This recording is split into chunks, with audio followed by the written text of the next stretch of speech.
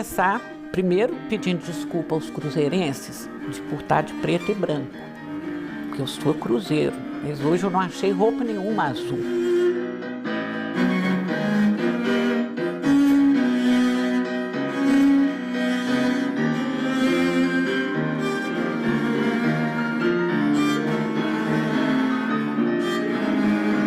Eu tenho uma história de vida muito interessante, porque eu sou de 6 irmãos. 6 irmãos, eu sou a única que nasceu no hospital. Então, desde pequenininha, meus irmãos me chamavam de princesinha, porque os outros todos nasceram em casa com parteira.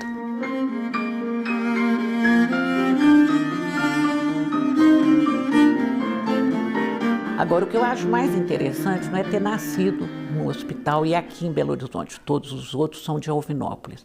O que eu acho mais interessante é que na hora que mamãe me teve, né, estava cantando, era 16 de janeiro que eu nasci, pleno pré-carnaval. Então estava cantando assim: você já viu um barrigudo dançar? Você já viu um barrigudo dançar? Não!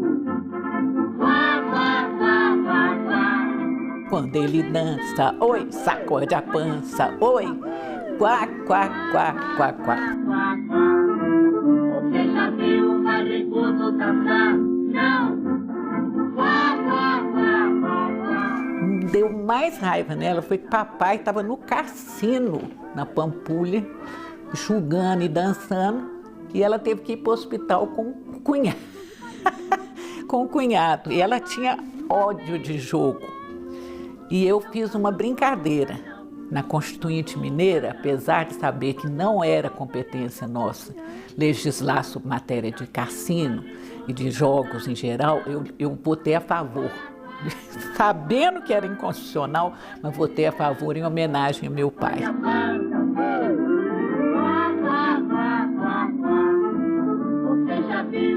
Do lado da minha mãe, o meu avô era chefe político em Caratinga. Uma semana antes da eleição, eram 2 famílias disputando. Ele ficou sabendo que o maior cabo eleitoral dele tinha traído ele. Então ele teve um infarto e morreu. Aí ficou aquela guerra, né? O outro lado aproveitou e mandou fazer uns lacinhos verdes para pôr na lapela de todos os eleitores que eram contra a minha família. Aí 2 tias minhas, que tinham na época 16, 17 anos, por aí, elas descobriram que eles estavam fazendo isso. Então elas passaram uma noite inteira fazendo lacinho igualzinho. Então no dia da eleição apareceu um mar de lacinho, todo mundo estava com lacinho do mesmo jeito. Ninguém sabia quem era de um lado e quem era de outro. Elas foram cercadas, quase foram ali, apanharam ali, né? Foram salvas as 2 por um caixeiro viajante que passava na hora. E esse caixeiro viajante, por sinal, acabou casando-se com uma delas. Foi meu tio Reinaldo. E essa tia era uma tia que me encantava muito porque ela usava, na década de 50, né, final dos anos 40, eu sou de 44, ela usava unha grande, pintada de vermelho, fumava de piteira e tomava cerveja. Eu achava aquilo cúmulo do chique. Falava comigo mesmo: quando eu crescer eu vou ser assim, igual tia Carminha.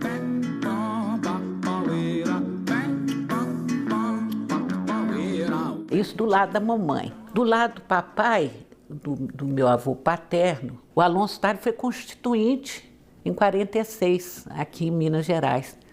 Mal pude. Eu só descobri isso quando eu fui constituinte. Olha que coisa engraçada, né? Eu não tinha ideia de que vovô tinha sido político. Ninguém falava em política na minha casa. O papai era juiz de direito, pelo contrário, proibia que a gente falasse em política, né? Isso era um assunto. Ele era PCdista, enrustido. Mas eu percebia, né? Sempre fui muito antenadinha, né? Eu sabia que ele era PCdista. Roubava contra o DN até, mas fazer o quê? Ele era o juiz de direito, eu ficava quietinha no meu canto.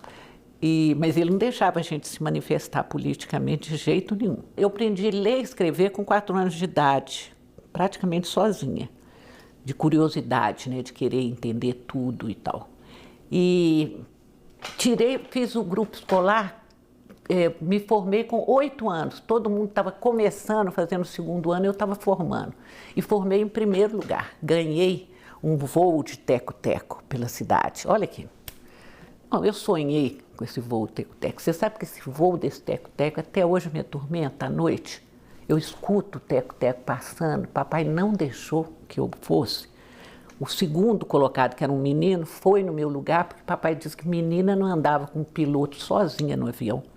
Eu falei assim, eu vou ser uma menina diferente. Não vou, eu vou ser igual aos outros. Por que eu ganho o prêmio e o outro menino é que vai, né? Só porque eu nasci menina? Então eu já comecei a implicar. E depois comecei a prestar atenção como é que papai mandava na mamãe. E eu falei assim, comigo homem nenhum manda. Não vou me dobrar a ninguém. Papai entrava no banho e ficava de lá do banheiro suviando para a mamãe levar a cueca, a toalha de banho, o sabonete, tudo para ele. Ele só entrava com o corpo dele. E eu só olhava assim e falava assim, comigo não, violão. Que mulher danada, essa que eu arranjei. Minha mãe era uma dona de casa exemplar. Brigava muito comigo, porque ela queria que eu aprendesse prendas domésticas, né? E eu queria ler. Minha maneira era ler. Papai me protegia para eu ler. Brigava com ela para ela me deixar ler. Eu hoje, depois, mamãe já morreu em 94. Hoje eu admiro muito a mamãe, voltando assim atrás, né? Porque cuidar de 6 filhos, com um marido que era um cara assim, ranzinza, né? Caladão, papai falar uma palavra era uma luta, né? Na rua ele conversava muito, dentro de casa não conversava nada. E mamãe mantinha tudo nos trinques, né? Como ela falava. E ela tinha uma frase que eu acho muito interessante. Viva o bucho e padeça o luxo. Como o dinheiro dele hoje o juiz ganha muito bem, né? Mas naquela época não, era pago pela coletoria municipal. Então não ganhava nada quando não atrasava o salário. Então ela, lá em casa, gastava assim com a comida. Não tinha nada de luxo. Ler tudo que chegava na minha mão. Pedaço de jornal, que tinha pouco livro lá em casa. Teve uma dessas vezes que o papai me protegeu, ele fez uma assinatura de uma revista chamada Alterosa para mim. Nossa, quando chegava essa revista eu devorava. E eu ficava muito deitada na cama. Eu sou muito preguiçosa. Não levanto cedo, sempre detestei levantar cedo. Mas tinha que levantar para trabalhar, né? E eu ficava passando filme na minha cabeça, vendo as coisas, pessoas passando na rua, assim, no teto, pela gretinha da janela, imaginando que eu estava no Rio de Janeiro, que eu tinha saído do Brasil, que eu tinha ido para outros lugares. Eu vivi muita imaginação. Isso que eu acho que a juventude hoje não está tendo com esse negócio de brinquedo eletrônico, de televisão, de computador, de não sei o quê, que é tempo de deixar a sua imaginação preencher a realidade. Quem foi alfabetizada lendo como eu fui, desenvolve muito a capacidade de imaginar, de pensar. Sempre fui uma rebelde. Depois na igreja, quando eu já estava assim, com os meus 14 anos, comecei a escrever em jornal em Diamantina, com um vigário lá que me descobriu, entre aspas. Depois ele veio a ser reitor aqui na PUC. E ele foi me dando corda, né? Publicando no jornal de lá. Aí, Padre Geraldo Magela. E aí, quem chega lá, em Diamantina, Dom Sigô. Era o bispo mais reacionário que esse país já teve. Era uma coisa horrorosa. Implicou com minhas crônicas. Você imagina, eu tinha 14 anos de idade, o bispo ter tempo de implicar com o que eu escrevia, né? Achando que eu escrevia coisa subversiva. Eu nem sabia o que era a palavra subversiva. Aí foi uma sorte, porque eu escrevia no jornal da Mitra, arquidiocesana, que era a Estrela Polar. A Estrela Polar tinha uma edição menor do que a Voz de Diamantina. Eles me cortaram na Estrela Polar, a Voz de Diamantina me convidou. Você imagina que eu era tão subversiva que eu assinava como Jaqueline, por causa de Jaqueline Kennedy.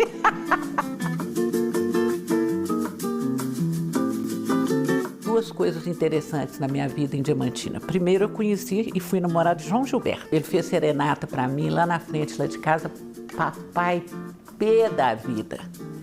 O P você sabe o que é, né? E eu presa dentro de casa sem poder encontrar com o João Gilberto. E com isso ele lá se foi. Quando estourou nas paradas de sucesso Chega de Saudade, é que até chegar em Diamantina um long play foi uma luta. Quando eu vi a capa do long play, eu quase desmaiei. É o meu João, é o meu João. Eu conversava muito com ele, porque eu achava ele muito... Eu gosto muito de gente maluca, sabe?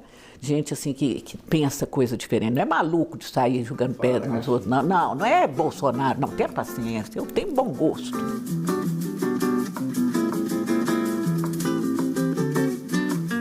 Eu gosto de gente que sabe imaginar coisas interessantes, que pensa, né, de uma maneira diferente. Eu admiro quem pensa de uma maneira diferente, acho bom que as pessoas sejam diferentes. João Gilberto era muito estranha a cabeça dele. Ele fez os últimos acordes da Bossa Nova lá em Diamantina. Então ele estava, imagina, em viagens estratosféricas, né? Tenho por ele assim uma lembrança ótima. Imagina se ele vai saber quem eu sou, quem teve a trajetória de vida como ele. Mas eu fico alegre de ter sido namorada dele. Ele não precisa lembrar de mim, não. Eu lembro dele.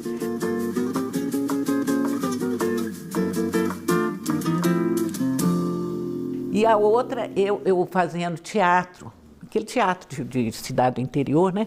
E eu fazendo um papel lá de uma mulher má, de uma filha má, Rosário, de Dona Xepa, uma peça de teatro que chama Dona Xepa.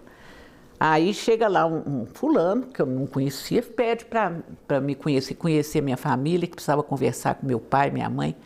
Sabe quem era? Vitor Berbara, um dos maiores diretores, foi quem lançou Bibi Ferreira, lançou todo mundo, falou que o papai queria me levar para o Actors Studio de Nova York. Papai foi para fora daqui de casa, vai, Actors Studio, minha filha não é vagabunda, minha filha vai fazer teatro nenhum.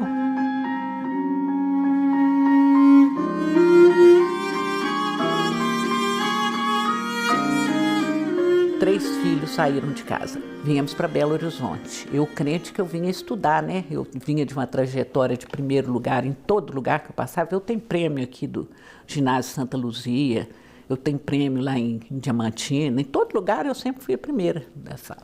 Então eu vim para fazer vestibular. Na hora de sair lá de casa, o papai falou... Não foi na hora de sair, não. Já foi quando nós chegamos em Belo Horizonte. O papai avisou que o dinheiro dele não dava para sustentar os 3. Resultado, você é mulher, vai casar, então você vai trabalhar para sustentar seus irmãos. Imagina, eu com meu espírito rebelde, ouvi uma coisa dessa. Aí eu fui trabalhar, por minha sorte, na Petrobras. Naquele tempo era tudo indicação. Foi o doutor Jair Leonardo Lopes, pai do Marcelo Leonardo, que me indicou, que era muito amigo de papai. E no início era assim, indicação, depois fizeram um teste para ver quem ficava, e aí eu tirei primeiro lugar nacional. Eu fui da datilografia, auxiliar de escritório, mas depois eu fui para o bem-estar social, porque não tinha assistente social naquela época. Fui primeiro do oleoduto, Rio Belo Horizonte, depois fui para a refinaria Gabriel Passo. E inventei de participar da fundação do Sindicato Trabalhador. E lá fui eu sem entender coisíssima nenhuma de nada. Não sabia nem que tinha Partido Comunista, que tinha organização de esquerda, não sabia nada disso. O fato é que a peãozada gostava de mim. Quando foi apurar as eleições, eu empatei com quem era o candidato a sério. Só que eu tinha 18 anos, então inventaram lá na hora que o desempate era pela idade. Eu virei a secretária. Naquela época já era pré-64. Eu já fui perseguida desde 62, eu não sabia que o DOPS tinha todos meus passos, etc. Eu comecei a militar no sindicato, não sabia do que eu estava, assim, não tinha noção de esquerda, de organização de esquerda nem nada, mas eu aprontava. Aprontava porque eu tinha uma noção de que lado é. O lado bom, o lado dos trabalhadores. Então, era do lado dos trabalhadores. Eu era uma piqueteira de primeira. Falou em piquete, era comigo mesmo. Que eu ia na frente e falava, você não é homem? Tira essas calças, menino. Como é que você vai entrar aí para trabalhar, nós todos aqui pelejando para poder lutar pelos nossos direitos. Daí eu tive um intervalo grande, porque eu fui cassada em 11 de maio de 64. Aí eu saí da Petrobras para não ser presa. Então eu fui trabalhar na Caixa Econômica Estadual e depois casei-me com uma pessoa que não tinha nada de esquerda. O fato é que eu só voltei a mexer quando eu já estava com filhos já grandes, tal, num movimento de anistia. Toda pessoa que tinha um pouco de bom senso acaba indo para alguma coisa dessa. Eu fui primeiro para jornais alternativos, Movimento, Em Tempo. Eu sou fundadora do Em Tempo.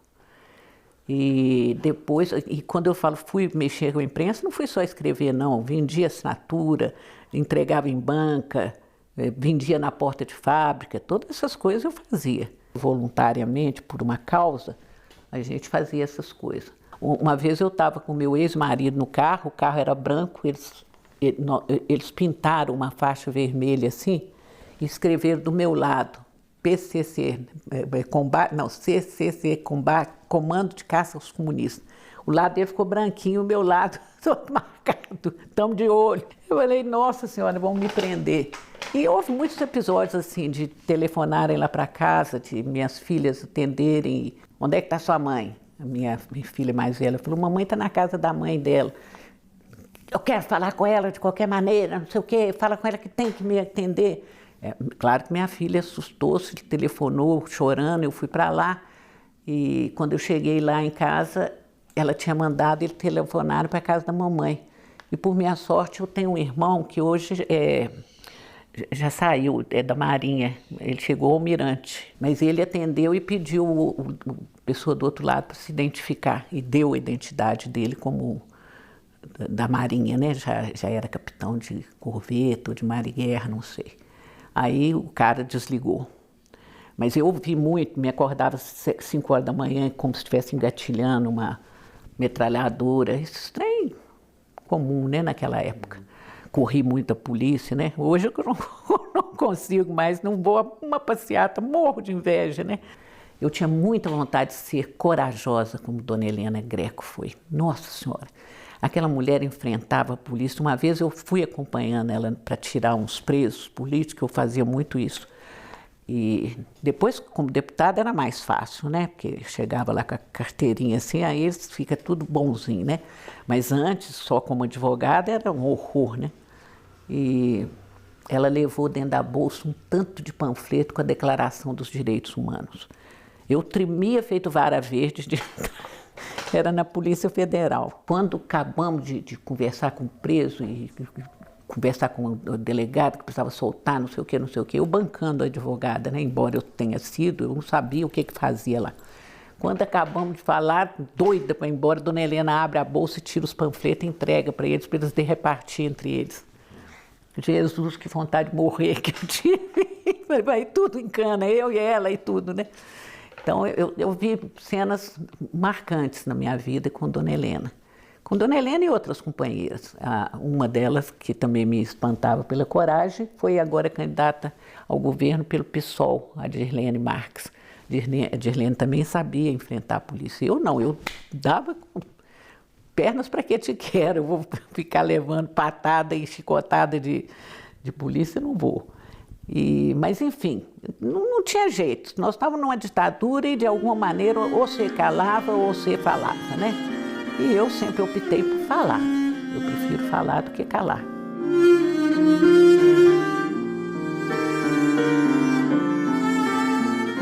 Na fundação do PT tem uma coisa muito interessante. Eu só fui capa preta, né, que eles chamavam. Capa preta, você sabe, né, o que é? Manda-chuva, quem tem poder no partido. Eu fui capa preta porque eu era advogada.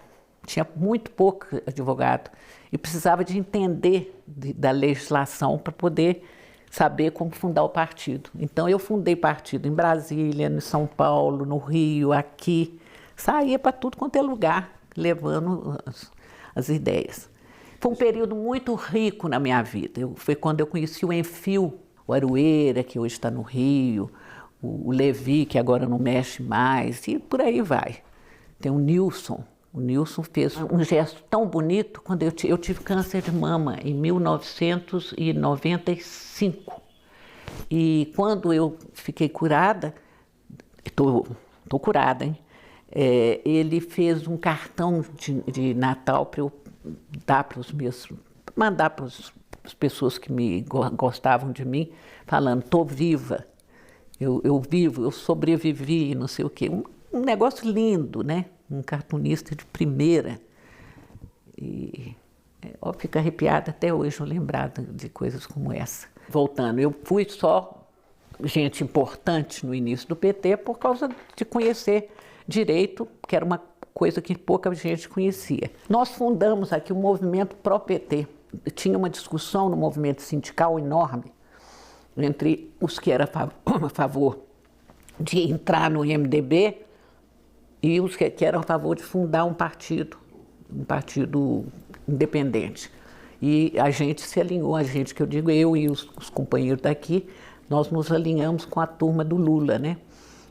Eu estava em São Bernardo no dia que o Lula foi preso, em 1980.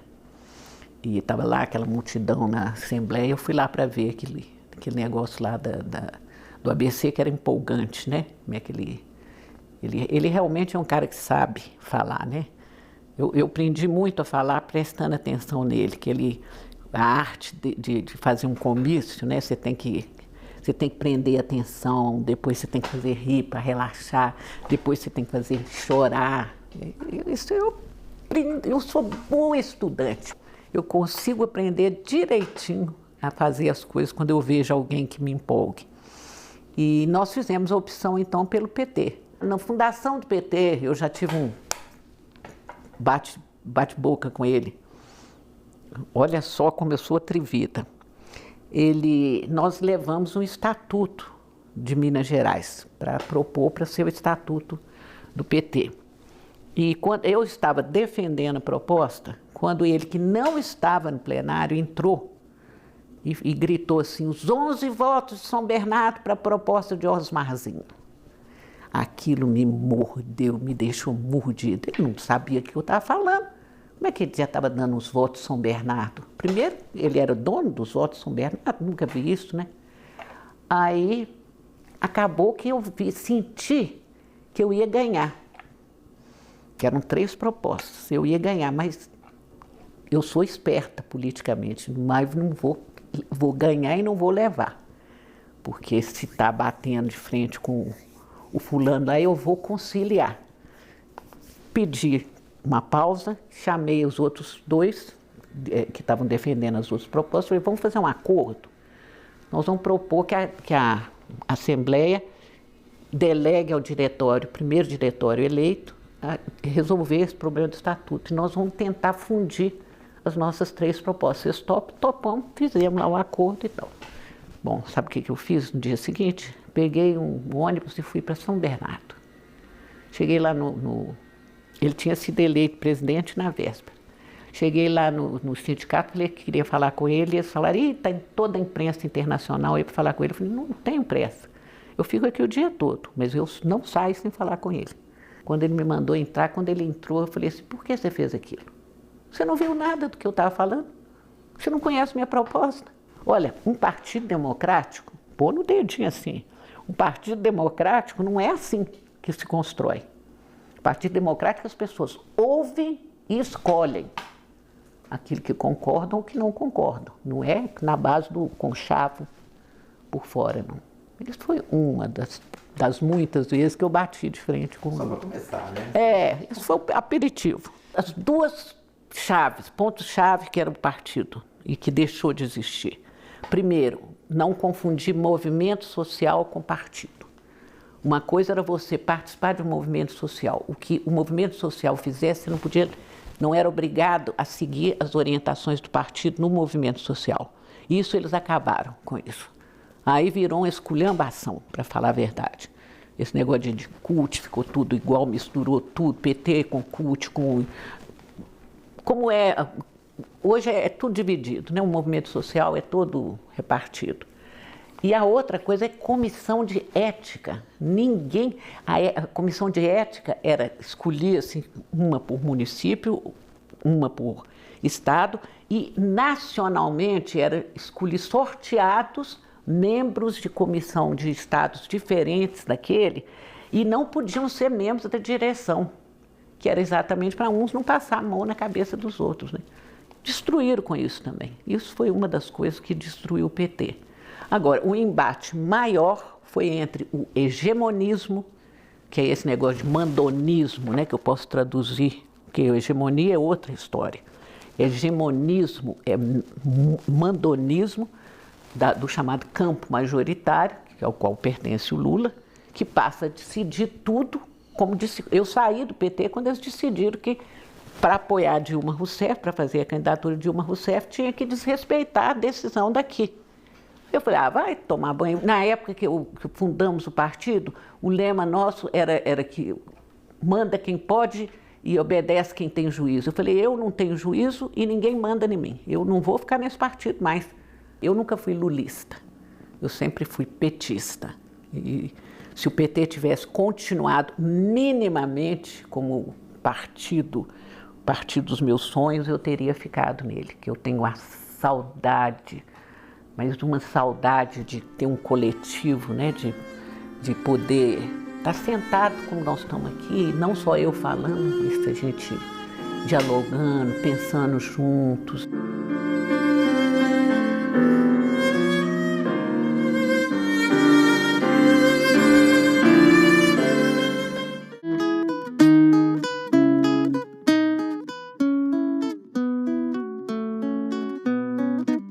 Foi uma mancada do João Batista dos Mares Guia, porque ele era unanimidade no partido para ser o candidato ao governo. Não queria ser candidato a nada. Tinha acabado de me casar, para você ter uma ideia. Eu casei em 5 de março, o nosso encontro foi em março, para escolher o candidato ao governo, aí o João Batista renuncia.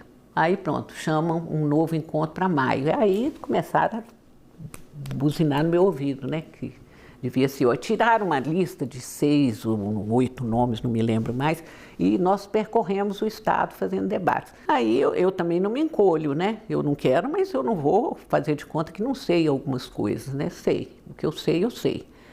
Aí também, é claro que as pessoas, eu tinha sustentação, né? Tinha grupo internamente que me preferia a qualquer outro. E acabaram fechando acordos e eu virei. De um dia para o outro, eu lembro demais. Eu estava em sala de aula no dia seguinte que eu fui lançada governadora, quando bateu na porta, era uma televisão.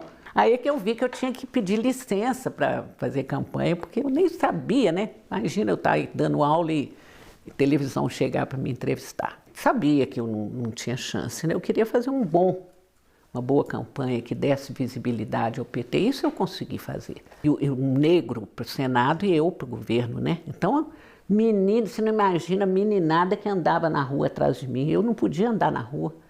Vinha os meninos, a quantidade de pai e mãe que vinha e pedia autógrafo, falava comigo, nós não vamos votar no você não, mas o meu filho mandou pedir autógrafo.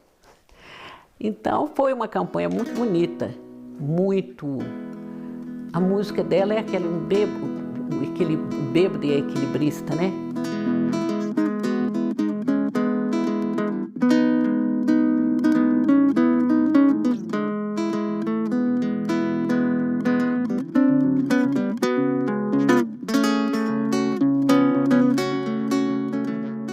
Quando a Beth Mendes veio aqui me dar apoio, na Praça 7, foi emocionante. Um caminhão de som, que nós não tínhamos dinheiro para nada, e tocando essa música. Aí um operário, até hoje eu lembro com uma hora emoção, me deu a marmita dele ainda suja, me deu de presente. Nossa Senhora, quase que eu desmaio lá em cima do caminhão. Que coisa linda, linda, linda. O PT elegeu um estadual e um federal, o João Batista Mares Guia estadual e o Luiz Dulce federal. E Dona Helena para vereadora. Eu fiz um voto muito plural. Eu votei em mim, claro, no senador, claro, seu Joaquim, adorava seu Joaquim. no Edson Nunes, que era um gay assumido para deputado federal. Votei num trabalhador rural para deputado estadual, Joaquim, ou Vicente Nica, não sei, um dos dois. E na dona Helena Greco. Então eu fiz um voto à cara do que eu acreditava, né?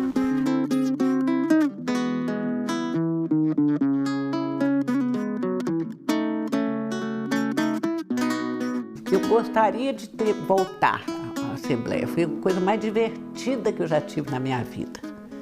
Engraçado demais. Não, a começar do seguinte, depois eu fiquei sabendo que o Geraldo, ele chamava Geraldo, ele era o secretário-geral da mesa, era Tchelle e ele, 78º e 79º deputado, que eles mandavam mais que a casa inteira.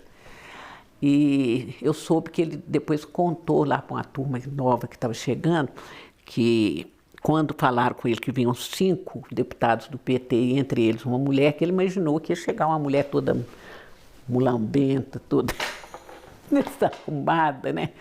Toda fora de propósito, né? Quando eu chego para tomar o primeiro dia de coisa toda elegante, toda perfumada, toda maquiada, que uai, mas ela é do PT? Que é isso? Agora, eu pintava. Teve uma vez, por exemplo, que os professores ocuparam a Assembleia e nós demos guarida a eles.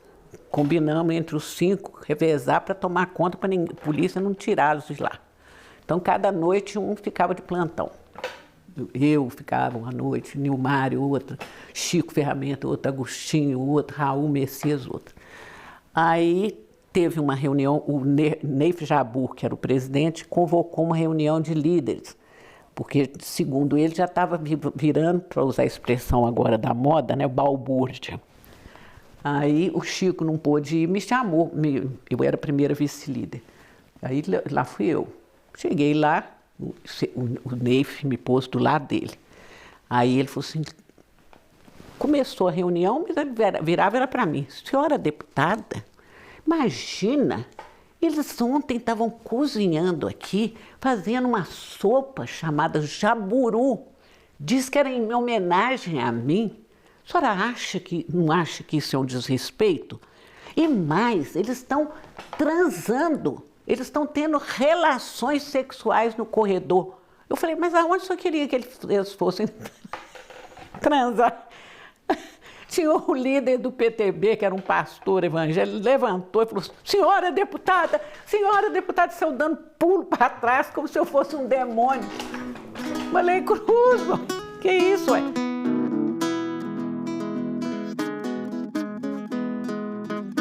A primeira vez que eu fui à tribuna, eu tive uma ideia do que é o preconceito contra a mulher, porque o plenário normalmente esvazia quando alguém vai fazer um longo pronunciamento, né? Quando de repente todo mundo anunciou meu nome, todo mundo veio e sentou, e ficava todo mundo me olhando, e eu sentia exatamente o seguinte, macaco fala e pensa. Eu me senti um lixo, né? Falei, mas eu vou até o fim, né? Mas eu vi no olhar deles que eles achavam que eu não seria capaz de fazer um pronunciamento completo e tal, né? Mas eu sei falar. Isso não se repetiu mais. Das outras vezes eles me respeitavam. E na Constituinte teve uma muito interessante, porque eu apresentei, só mesmo para chatear, eu apresentei uma emenda para as galerias poderem vaiar, gritar, fazer o que quisesse lá. Livre manifestação das galerias. O Zé Bonifácio, que a gente chamava de Zé Bodego, ele pediu logo uma parte, quando eu estava defendendo a minha emenda na tribuna, ele pediu uma parte para falar contra. Eu tinha preparado, meu marido tinha encontrado um discurso de um ancestral dele, Antônio Carlos Andrada, defendendo que o povo descesse no plenário e ficasse atrás dos deputados constituintes para defender quando Dom Pedro quis fechar a Constituinte. Ele fechou. Aí eu peguei, quando ele estava começando, eu falei, um momento só, deputado, um momento, por favor. Deixa eu só ler uma coisa aqui para o senhor. Será que o senhor é mais atrasado que o seu ancestral, e comecei a ler. Gente, foi aquele balde de água fria nele, né? Ele acabou votando comigo a favor da livre manifestação das galerias. Agora, houve também muita coisa assim, por exemplo, um deles me chamou e perguntou se eu era mesmo contra a propriedade privada. Chamou assim, tete a tete, no restaurante. Diz que a senhora é contra a propriedade privada? Eu falei, sou contra a propriedade privada, mas não é contra a escova de dente, a cueca, a roupinha do senhor, não. Eu sou contra a propriedade privada dos meios de produção. Você imagina se isso é pergunta.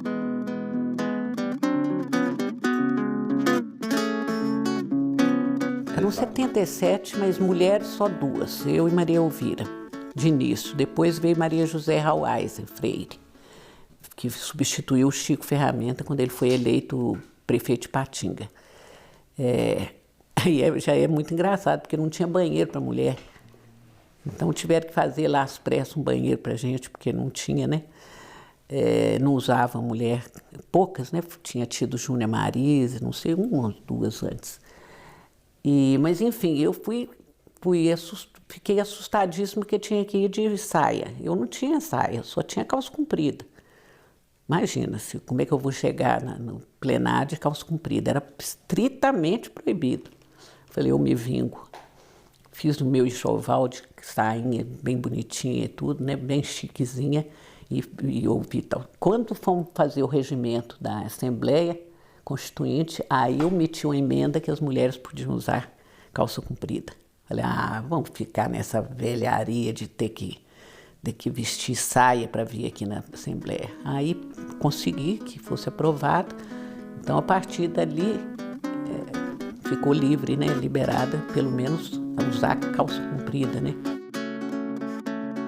2 coisas me marcaram muito. É ter conseguido acabar com o DOPS, Departamento de Ordem Política e Social, que foi uma emenda minha na Constituição, na Constituinte.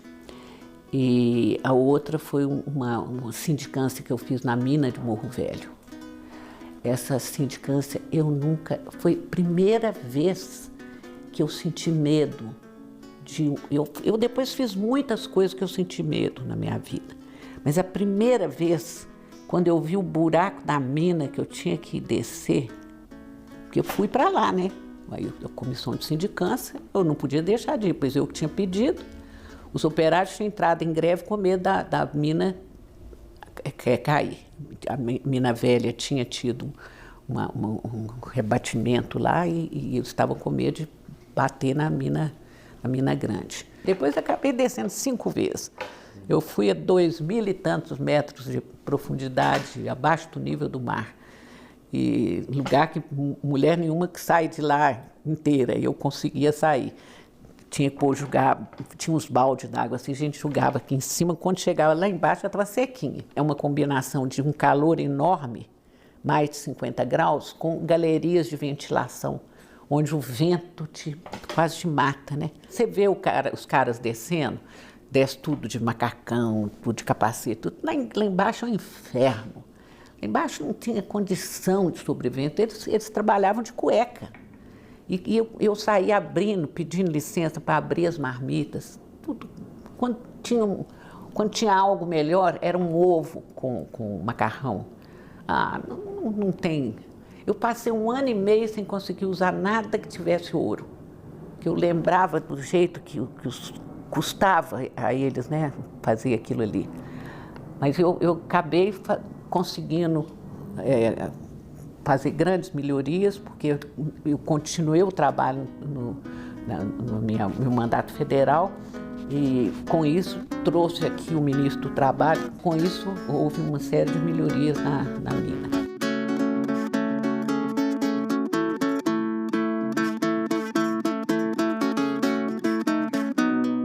Eu fui a coordenadora de Ciência e Tecnologia, mas se você procurar lá um pedaço de papel com minha assinatura, você não vai encontrar.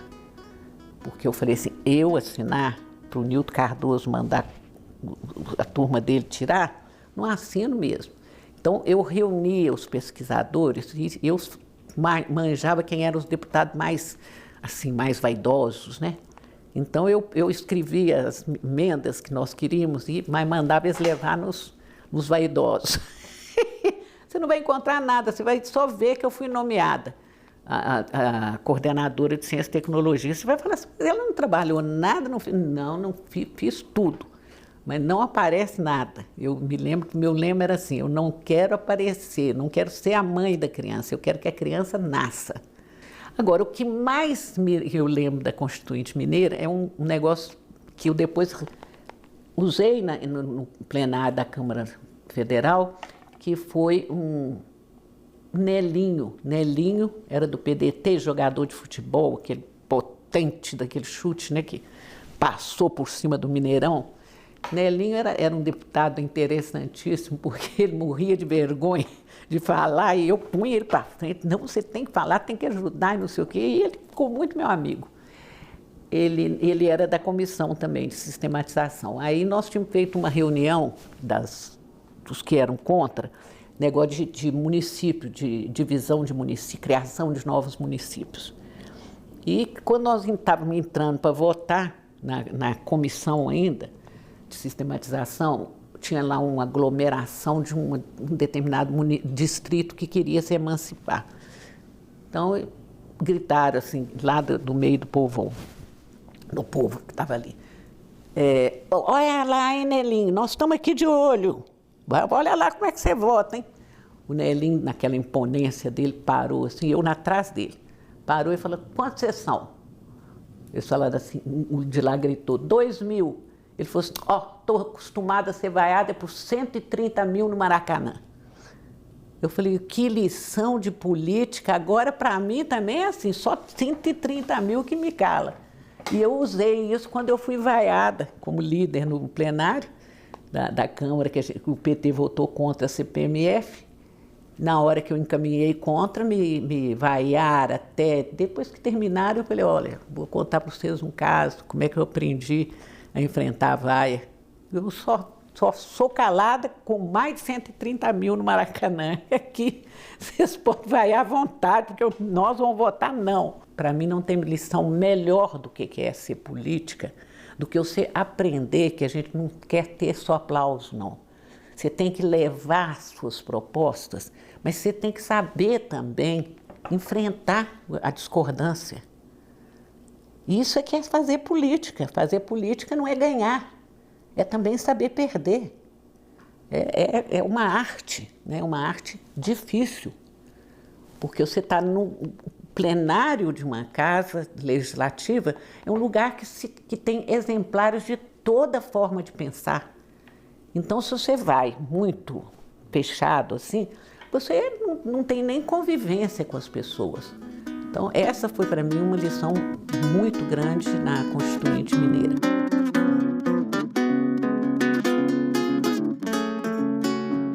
Tem um artigo da Constituição Mineira, o artigo 92, que foi transformado em regra para todos os estados do Brasil, pelo Supremo Tribunal Federal, que julgou uma ação e diz que o correto é o artigo 92. É da minha iniciativa.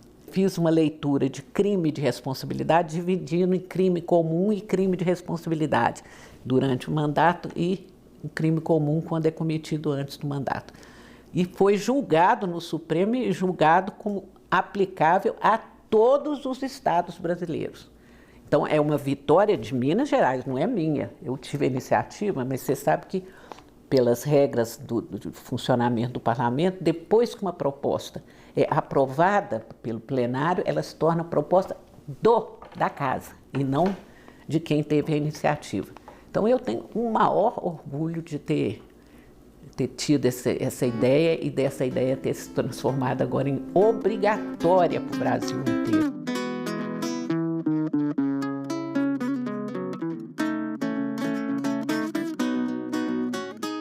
Nunca tive nenhuma vontade de ir. Eu tive vontade na Constituinte. Eu me preparei para a Constituinte Federal, mas não fui escolhida como candidata federal, candidata estadual. Então, tudo bem, fiquei na minha. Mas, na realidade, eu não queria ir para Brasília porque eu tenho pânico de avião. Eu já viajei feito uma louca, eu já fui até na Antártida, você imagina, já andei em avião da Marinha, do Exército, do tal do Hércules. Então eu já fiz viagens estapafúrdias, né? Já fui parar em aldeia de índio com um avião de garimpeiro. E imagina ter que ir toda semana, ir e voltar, né? E o seu eleitor é um cara que fica em dúvida. Ele quer te ver aqui e quer ao mesmo tempo te ver lá. Fora que eu gosto muito de estudar as coisas que eu vou apresentar e tal. E nesse negócio de enfiar no avião, ir para lá e ir para cá, você não tem tempo nem de ver o que está acontecendo lá. Então, eu não queria ir, não. Cheguei em Brasília, como todo mundo que chega em Brasília, assim, apavorada. Porque você sai de um negócio de 77, né? Uma coisa, todo mundo dá bom dia para todo mundo, e você chega num lugar com 513, e nesse 513 tem desde um Delfim Neto a um Bolsonaro, você não sabe o que você faz. Mas eu sempre tive uns truques para enfrentar as coisas. Então eu me ofereci para ser vice-líder, tinha reunião do Congresso toda noite, para eu aprender os macetes. Então, todo mundo ia embora para casa e eu ficava lá de plantão no plenário para eu copiar o que os já maceteados sabiam fazer, né? E aprendi muito, porque aí eu enfrentava os grandes, né? Eu estava lá, Inocêncio de Oliveira, Luiz Eduardo Magalhães, Humberto Souto, a turma da pesada, aí eu pelejando, mas pegando o microfone e tendo que enfrentar e tendo que aprender. Agora, eu já saí daqui certa de que eu só teria 2 mandatos, porque naquela época o PT determinava no máximo 3 mandatos. Eu já tinha tido um estadual, então vão ser 2 federais e acabou, não vou mais me candidatar.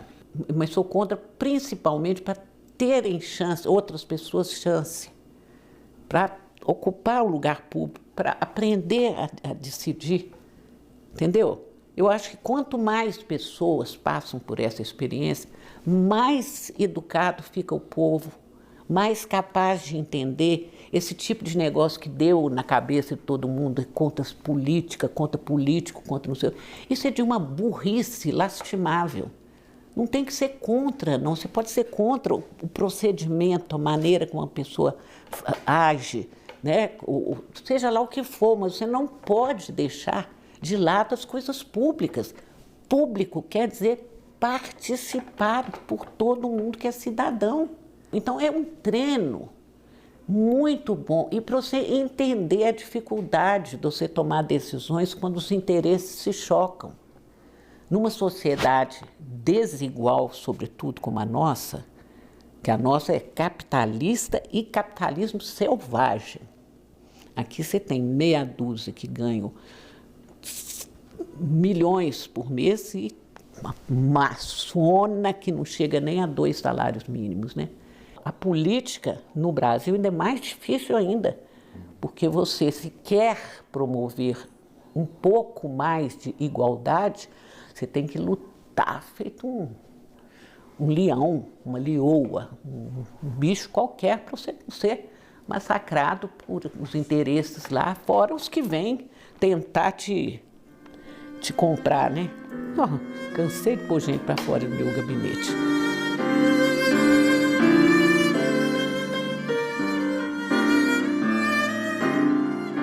Quando eu cheguei lá, o Eduardo Jorge já tinha essa proposta. E a maior parte das mulheres não queriam aceitar, queriam que fosse direto para a descriminalização do aborto. E eu também pensava, não vamos chegar, não vamos correr lá na frente, vamos tentando mudar. Agora, o que é principal? Diante das estatísticas que ainda continuam, né?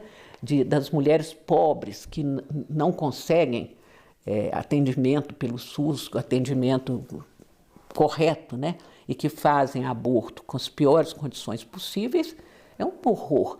Agora, as ricas, você está cansado de saber, todo mundo está cansado de saber, que vai em clínica e é muito bem atendida, né? Então, quando o Eduardo Jorge me falou da ideia dele, eu falei, se você quiser, eu entro com você.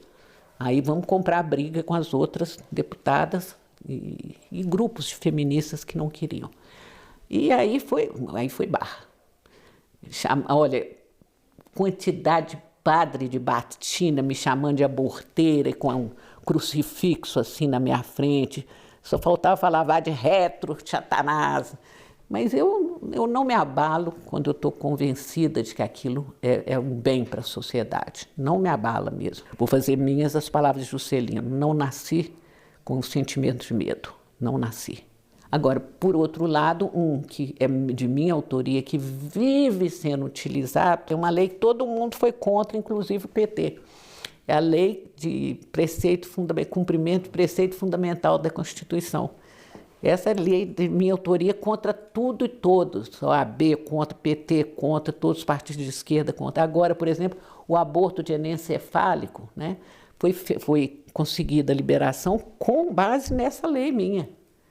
Então, eu tenho muito orgulho dela, apesar de ter apanhado, feito cachorro ladrão para conseguir que ela fosse aprovada. Ela permite que a pessoa possa lutar pelos seus direitos que estão na Constituição, arguindo que o que está sendo feito contra ela viola, por exemplo, o direito de ir e vir, de dignidade, a sua dignidade humana, né? Várias dessas lutas, né, de minorias, etc., minorias que às vezes são maiorias, a gente nem sabe, né? Muitas dessas lutas podem ser ultrapassadas, se não tiver uma lei específica, através do uso desse processo, que é um processo que vai direto no Supremo, não passa pelas outras instâncias. Por isso é que todo mundo era contra, sobretudo os advogados, que aqui entre nós é minha categoria, mas quer ganhar o seu legitimamente, né? Todo mundo quer ganhar o seu. Mas essa eu tenho muito orgulho, embora ninguém preste atenção nela. Quando o Lula chega, né, em 2002, eu, como qualquer uma petista, né, ficamos achando que nós íamos abafar, né, que íamos ser uma maravilha. E eu fui chamada para ser, pelo ministro nomeado Jacques Wagner, para ser secretária executiva. E confesso para você, estava adorando. Eu sei mandar, eu sei ouvir, e sei acompanhar, sei obedecer, mas sei mandar também. E eu estava fazendo um bom trabalho, mas aí já estavam começando as complicações que depois vieram à tona. Então eu nunca soube por que eu fui mandada embora. Eu fui chamada assim do nada, como diz uma neta minha, do nada, pô. Do nada. O ministro me chamou e falou comigo, não estamos dando certo, você não está sendo mais cúmplice minha? Ué, que isso? Eu nunca tive cumplicidade com ninguém, não. Eu me considerava amiga dele, nós repartimos apartamento durante 8 anos. Nos 2 mandatos que eu tive lá, nós dividimos apartamento. Então, então eu quase desmaiei, né? Quase morri. Foi um choque na minha vida. E até hoje eu sei fofocas, né? Que eram. Mas dizem que já estava relacionado com o estilo de governo que foi sendo feito. Como eles sabiam que eu não ia me curvar a nenhum tipo de corrupção, de desvio de verba, de não sei o quê, trataram de me despachar. Se é isso, eu me sinto muito bem despachada. Eu prefiro não ser nada na vida do que ficar metida com corrupção. Eu não quero isso para ninguém. Todo mundo hoje, quando pensa em corrupção, lembra do PT em primeiro lugar. E nós nascemos dizendo que nós somos um partido de baixo para cima e um partido que não brinca com dinheiro público, né? Essa é a nossa ética, né? E de repente não era mais ética. Agora, para mim, corrupção não é você tirar para você só, não. É você te desviar de uma função pública para outro fim. Qualquer que seja, para você ou para outrem. Tudo é corrupção. Quando você deixa de aplicar um dinheiro público num fim que é público, você está fazendo corrupção. E corrupção, para mim, é um dos crimes mais hediondos que pode ter.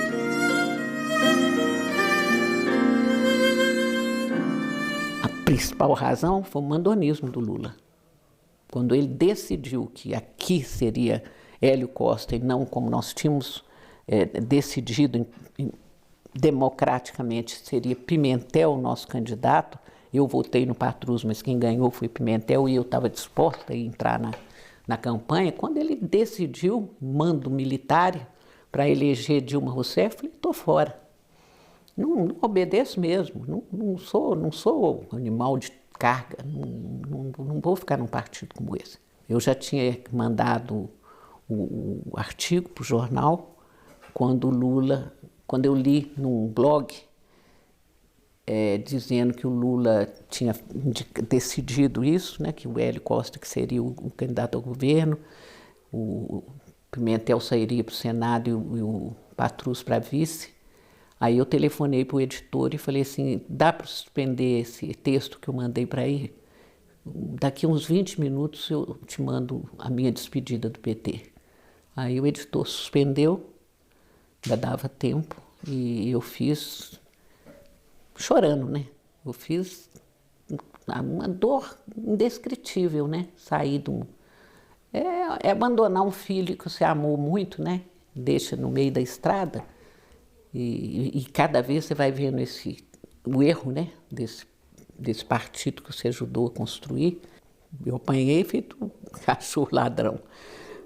Muitos cobrando de mim que eu estava fugindo da raia, que eu deveria ficar até o fim. Até o fim, qual fim? Meu fim não interessa a ninguém, né? O fim de quê? Tinha havido aquele episódio em que Não, ainda não tinha acontecido isso não. Posteriormente é que aconteceu o episódio de eu falar que ia dar um voto crítico no Aécio para não eleger, para não votar na Dilma Rousseff. Foi outra saraivada. Mas eu tô com o lombo curtido, né? Então, paciência. Você votou no Aécio? No Aécio, não saí de casa porque o meu marido ficou tão indignado que saiu para votar e não me levou. Então eu fiquei sem votar, eu não votei nele. Mas nela eu não votaria, nem voto jamais. Aí já por outras razões. Então, muito da culpa, né, da eleição do Bolsonaro, na minha opinião, reside na desilusão de muita gente com o PT, né? Sobretudo com o governo Dilma, né? Aí dói.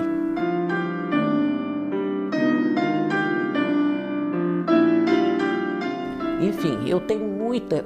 Eu não confio em ninguém com mais de 30 anos. Eu tenho 75, mas não confio.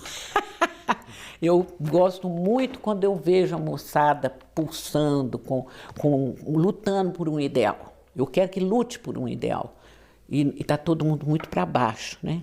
Aí é uma lufada de ar, né, que entra na vida da gente. A moçada acordar é mesmo que tocar uma música no meu ouvido, né? Enquanto a meninada estiver aí botando para quebrar, e não vem falar mais, imagina, militante. Quem dera um partido político tivesse tanto militante. E a quantidade de vó de cabelo branquinho que estava no meio lá, falando que está lutando pelas verbas para a escola por causa dos netos. Isso é militante? Que é isso, gente? Isso é gente que ousou. E o Brasil está precisando ousar.